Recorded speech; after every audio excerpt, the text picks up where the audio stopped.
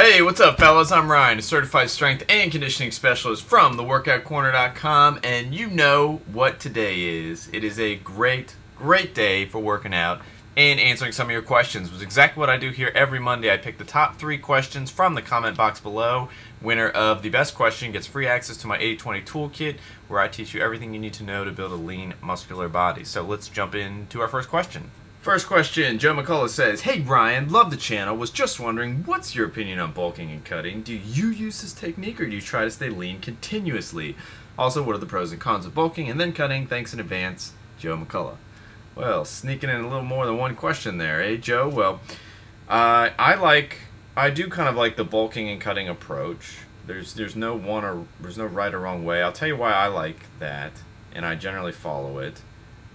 Because I view it as just seasons, and because after a while, when you've been bulking, you're doing a lot more different things in terms of your training and your food intake than you are when you're cutting, and you can it just gets boring. So after you've been bulking for a while, then it's nice to cut, and yeah, you can stay lean. You know, during the summer, I try and stay. You're just kind of lean, so I'm not really trying to like put on mass or get super crazy cutting. It's just more of a lean mix. But these are such.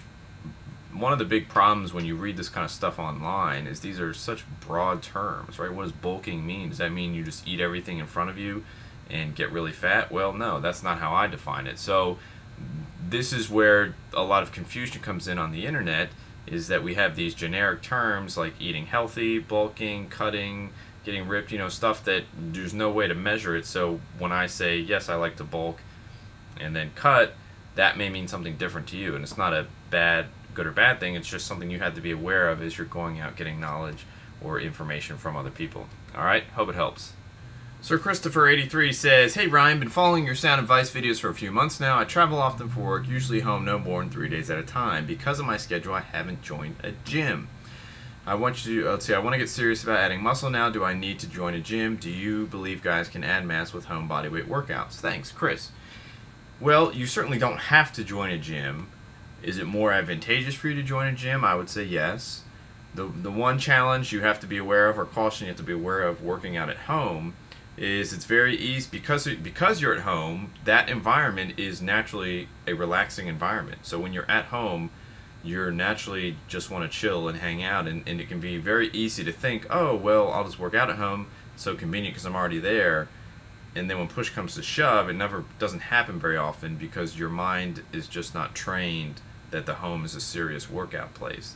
If you have a separate room or something in the house, sometimes that can help alleviate that. But going to a gym can help prevent that from happening. But also it does give you exercise equipment that can help you put on mass probably faster than just doing home bodyweight exercises. But you can certainly accomplish it just doing home bodyweight workouts. You know, Google YouTube, or search on YouTube, there's a whole bunch that you can find and at least get you started there. Alright, hope it helps. Vanil 543210 says, "Hey Ryan, love your videos, man. I've started your arm workout program, but I'm just curious. There ain't any forearm exercises in the program. My forearms are too small, so how often should I train them, and could you suggest good exercises for that? Cheers, mate." Well, great question. And this is a good example of you don't have to train directly every muscle in order for it to grow, especially small muscles, you know, like forearms and not your primary movers.